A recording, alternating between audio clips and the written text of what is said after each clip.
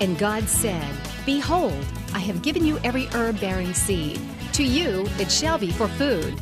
Genesis 1:29.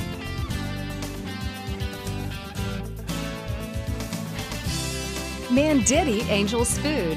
He sent them meat to the full. Psalm 78:25. Everyday Manna with Lisa. Hi everybody, and welcome to Everyday Manna. Today we are going to make one of my all-time favorite meals, and that is spaghetti and meatballs. However, we are going to take a little spin on those meatballs, and we're going to make a turkey meatball with some sun-dried tomatoes, and they are so good. I love them. To go alongside our spaghetti and meatballs, we're going to have, of course, a salad, because you have to have spaghetti and salad together. And we're going to make a creamy tarragon vinaigrette dressing to go on top of the salad. And then for dessert, we are going to make an easy strawberry tart. Well, we got to get started on the meatballs. Now, I have my oven preheated to 350, 375. I'm doing mine at 375, but either temperature will work. And in this bowl, I have a little bit over a pound of ground turkey. Now, when you go to buy your ground turkey, there are basically two types. There's ground turkey breast, and then the ground turkey, which has a little bit more fat in it because it has some of the dark meat in it. For meatballs, that's what I choose, because the ground turkey breast is just too lean, and your meatballs will be more like hockey pucks. So I do get just the regular ground turkey, so it has just a touch more fat in it from the dark meat. But even at that, it's like 96% lean, so it's a very healthy choice to make meatballs with. Now we got to season them up. I'm going to use about 1/4 cup or so of just plain breadcrumbs, and I'm actually going to soak them in about 3 tablespoons of milk while I finish up the meatballs.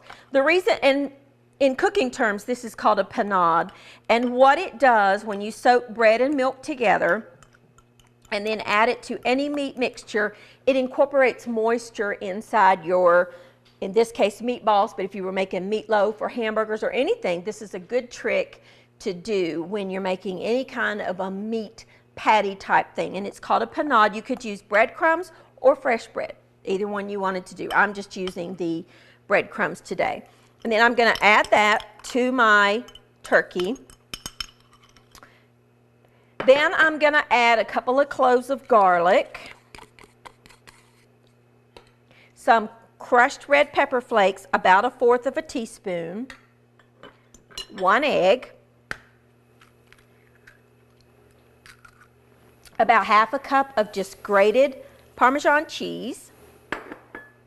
Then here is an ingredient that you might not be familiar with, and that is sun-dried tomatoes.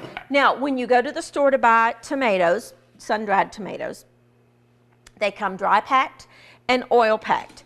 I prefer the oil-packed tomatoes. If you, for whatever reason, like the dried ones that are kind of harder, the non-oil packed, just the plain that you get in a bag, you will need to reconstitute them in some hot boiling water for about 10 minutes or so. The oil packed come ready to use, and the oil actually is delicious to cook with or to incorporate into a salad dressing or anything like that. These are just sun-dried tomatoes. Now, my store had the ones that are julienne cut, but I still want them to be a little bit finer. It's about 3 tablespoons or so. So I'm going to take a knife and just go across them. They're a little bit tough to cut, not too hard, but you need to really get in there with your knife and cut them up into just bite-sized pieces, because we want to have little pieces to incorporate throughout the turkey. You see, so instead of them being strips like this, then I've got little tiny pieces like this, so they can be dispersed a little bit better throughout the turkey. These things are wonderful. I use sun-dried tomatoes a lot. Sometimes, if I have time to have a garden, I haven't been able to do it in a couple of years, but if I have a garden or access to garden tomatoes, a great tip for all you gardeners out there, if you have any leftover oil, just put it in there because that's flavor, is to take your tomatoes, either the Roma tomatoes or even the, you know, the ripe, red ripe tomatoes. You can cut the Romas in half. If you've got a round regular tomato, slice it pretty thick, bake it in a 200-degree, lay them out on a lined baking sheet, nothing on them, bake them in the oven at 200 degrees, about an hour or so, just kind of watch them, and that dries that tomato out, and then you can pack them yourself in oil and keep them in your refrigerator, and there you go. You've got homemade sun-dried tomatoes that are really very, very good. Now, I've got some flat leaf parsley with the oil on my hands. It's sticking to my hands. And I am going to mince up some flat leaf parsley. I'm not going to add too much salt because I put the Parmesan cheese in it. And Parmesan cheese sometimes can be very, very salty. So I'm not going to add a whole lot of extra salt. I love Italian food. I guess if I had to pick a favorite cuisine, a favorite type of food, it would definitely be Italian. I love it. I don't know of very many people that truly doesn't like spaghetti. That's just one of those things that most everybody likes. And I love spaghetti and meatballs, but this kind of is a, you know, a little bit different than your typical pork or beef or mixture. So, cook's best tools, clean hands. Get in there and just mix all this together. If you want to add some salt and pepper, feel free to. I'm not going to because I know the cheese is salty, and I put the red pepper flakes, and that's a little bit of heat. But if you want to, feel free to add some salt and pepper to it. Now, the mixture will be moist. That's exactly what you want. Don't over mix the beef mixture, the ground turkey mixture. If you do that, it just toughens the meatballs, and we don't want that. Now, I'm going to use a tablespoon measurer just to kind of heap up. Let me mix that bread in there a little bit better. I want them to be the same size so they cook evenly. I'm using a tablespoon because I don't have a little tiny mini ice cream scoop. But if you have a little mini ice cream scoop, perfect tool. I want mine to be about that size, about a tablespoon or so, each one, and then put it in your hands, roll it up, and then put it on a lined baking sheet. We're not going to fry these meatballs. We're going to bake them in the oven. And you'll get about 24 or so meatballs in this. If you're making this up, and maybe, you know, you're just a one person or two people in your household, make the full recipe and then freeze them. Make the little ball. Don't cook them, or, you know, just make them up. Put them on the lined baking sheet like this. Put them in your freezer to get them frozen, and then take them off here and put them in a Ziploc bag. And then when you're, you know, ready to cook, you've got them ready to go, and you can just bake them off, and, you know, for the future. That's a good tip to do for, you know, we're all busy, and we don't always have time to cook from scratch. But there's a lot of things that you can make ahead and put in your freezer. I'm just going to keep rolling these meatballs, putting them on my baking sheet. Then I'm going to get them in the oven, and when I come back, we are going to start on dessert. We're going to make a strawberry tart. I'll be back in just a minute.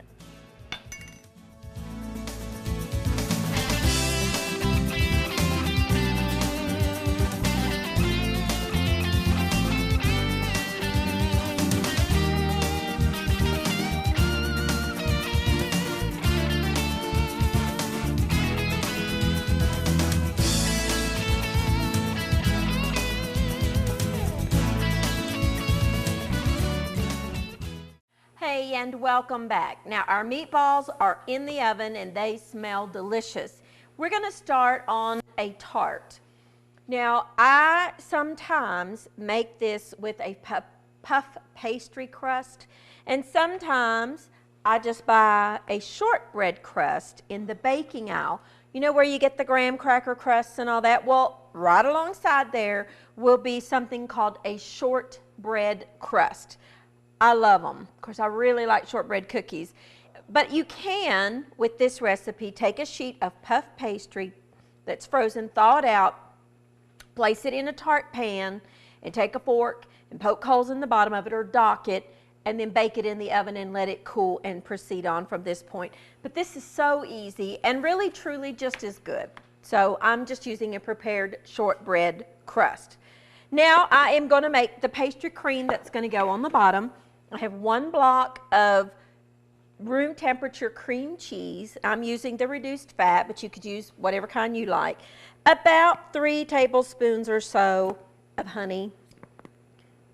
I really like honey, so I put a lot of honey in there. Honey's very good for you. I didn't know if you knew that or not, but it is very good for you. We need some orange juice, some liquid. So I'm going to zest an orange. This one actually is a Cara orange, but you can use a navel orange or whatever you have on hand.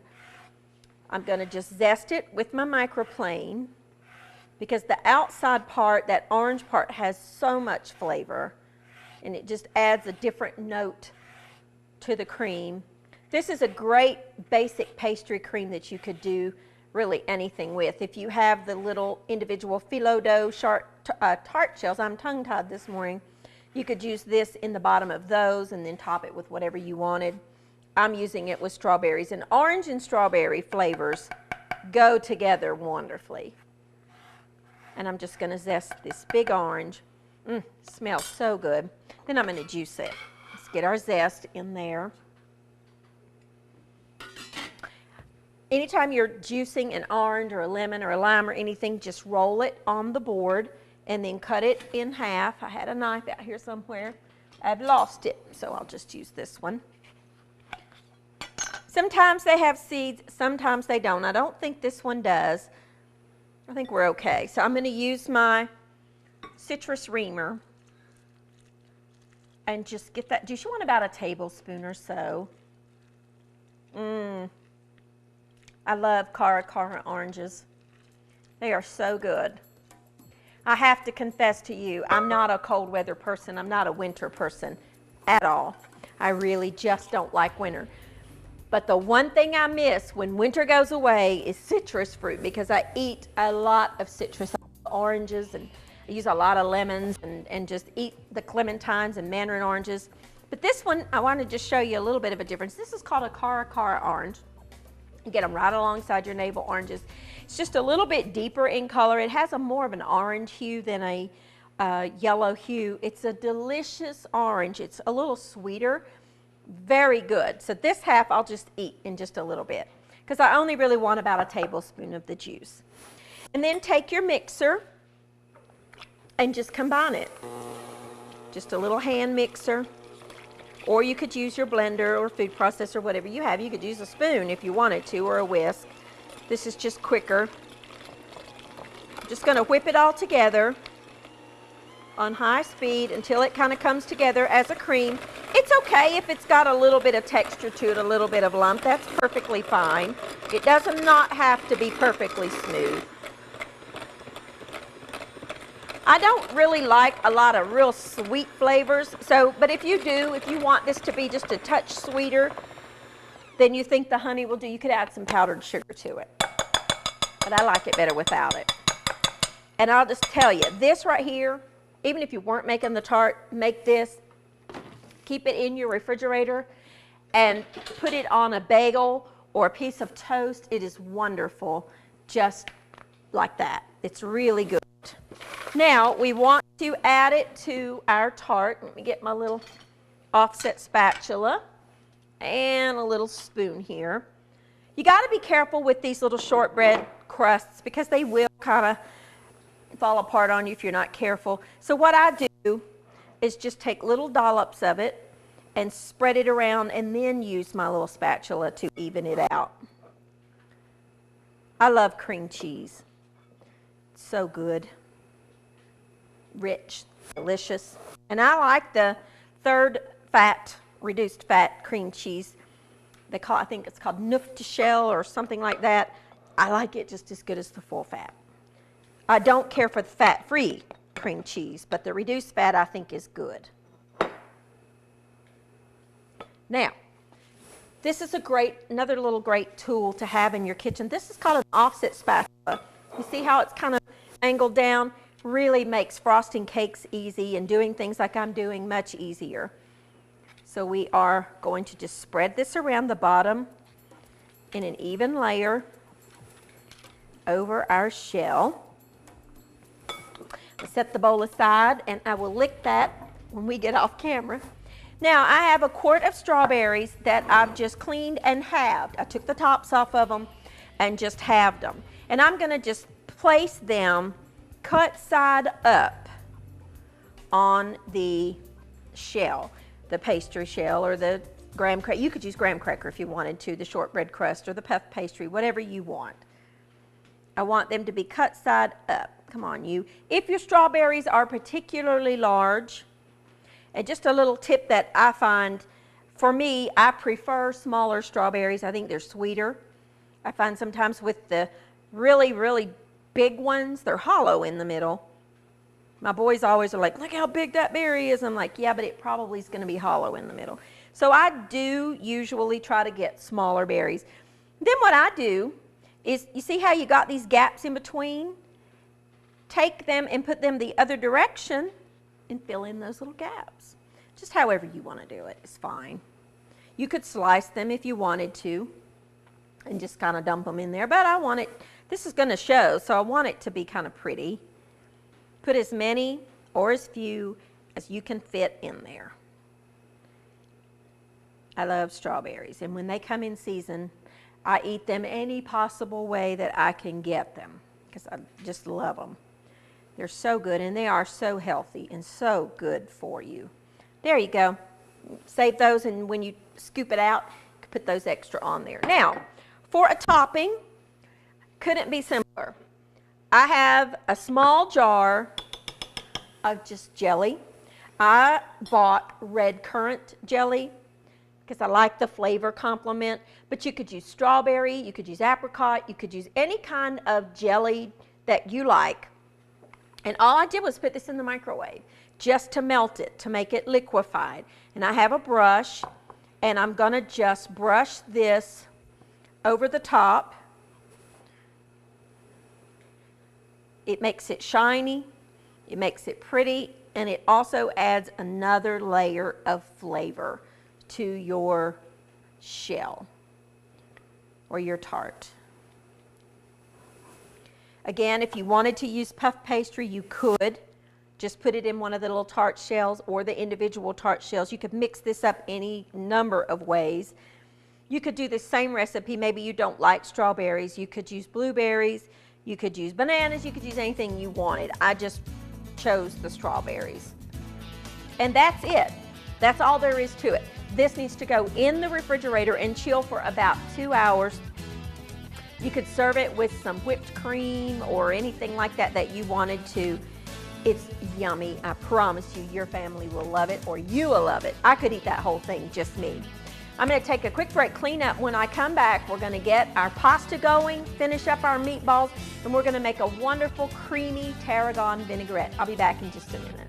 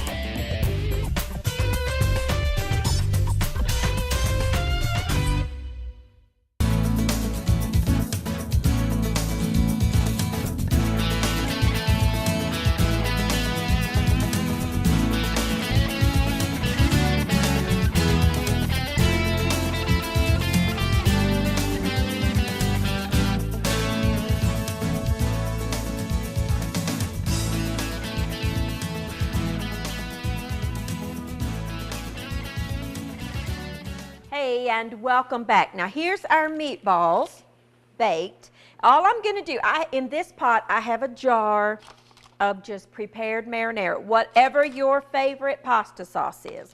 And I'm just going to drop these down in there. Now they're fully cooked, but I just like them to have a little bit of that marinara sauce on there. So I'm just putting them down in the sauce perfectly. You know, you don't have to do that part. If you don't, you can put them on top of your pasta, but I like them to be down in that sauce. They smell so good. Garlic and sun-dried tomatoes. So I'm just going to get these in there.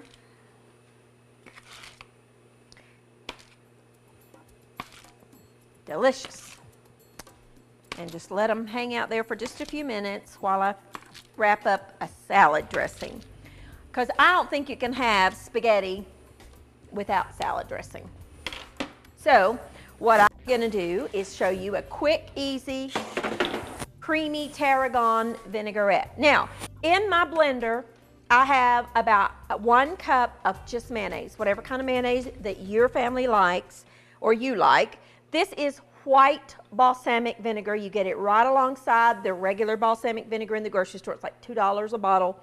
Or if you don't have this, you can use any kind of vinegar that you do have. White wine vinegar, cider vinegar, rice vinegar, whatever you have.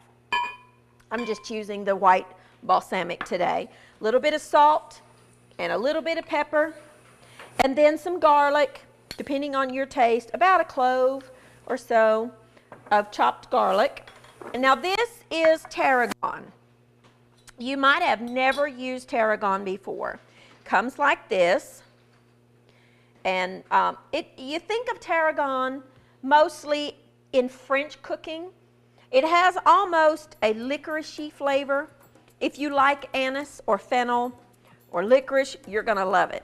It really is a wonderful herb to cook with. It's in, if you've ever used the herbes de Provence, that blend that you can buy in the grocery stores, one of the flavors in there is tarragon. So it's a strong flavored herb. You could, if you don't like tarragon, you could substitute dill if you wanted to. About 1/4 cup of dill, because dill is not as strong. With the tarragon, I'm going to go with, about 3 tablespoons or so. You don't want these woody stems that it comes on. You do need to take the time to pick the tarragon off. And you can find it right in the regular grocery store where you buy the fresh herbs. Mine was $1 this morning. So, over there where those little packages of herbs are, you can find the fresh tarragon. It's delicious in so many things. It's great chopped up and put over chicken, and you can roast a piece of chicken or a whole chicken, or salmon with tarragon on it. Brush it with olive oil and roast it with some tarragon. Is delicious. But it is a strong flavored herb. I grow it in the summertime. Very easy to grow. My flower boxes around my deck at home don't have flowers in them. They have herbs. Because it's right off my kitchen and I can just go out there and pick what I want. Oh, it smells so good. I'm a huge fan of licorice. So to me, this is just one of my favorite herbs because I really like that flavor. You don't have to worry about doing it too much because it is going to go in the food processor. And a blender. You could do it in a food processor though. I have about, 2 tablespoons or so of that. And then just mix it up. Puree it up.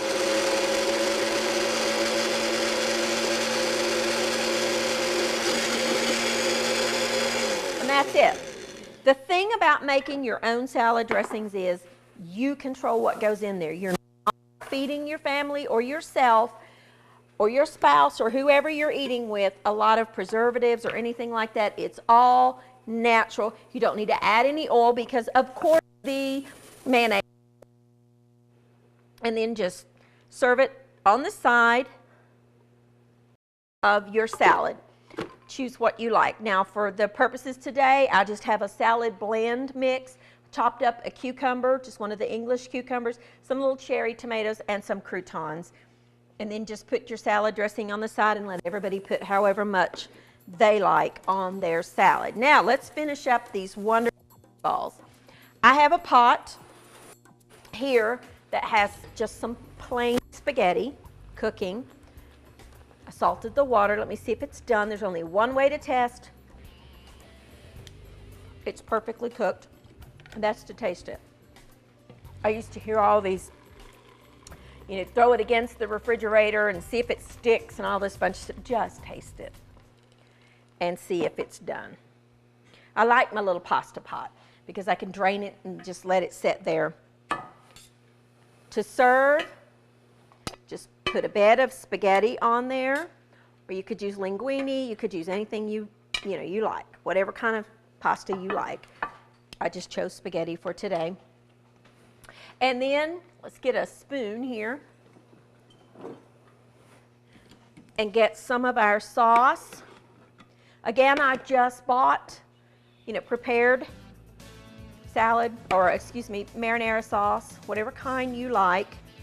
If you want to put a couple of those meatballs on top with no sauce on, then everybody can see what's in there.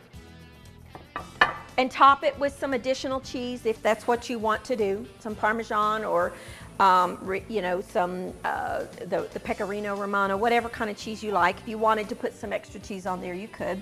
So there you go. And easy, and I would just serve this alongside. I've got a piece of bread here that I'm getting ready to just put in the oven and warm with some butter, some kind of bread. But here is our wonderful salad with our creamy tarragon vinaigrette dressing that we made in a matter of a minute. And there are no preservatives and none of that stuff in there. If you make your own mayonnaise, it would be even better. Our wonderful turkey and sun-dried tomato meatballs over top of some spaghetti, and our delicious strawberry tart that we made in a purchased shortbread crust. These are simple, easy recipes that you can make any day of the week in about 30, 40 minutes and have dinner on the table. Thank you for joining with me, and I'll see you next time on Everyday Manna. Thank you for watching Everyday Manna with Lisa. This program is made possible by viewers like you. Your support is continually needed to keep Christian programming on the air. Please send your best financial gift to Living Faith Television in care of Everyday Manna,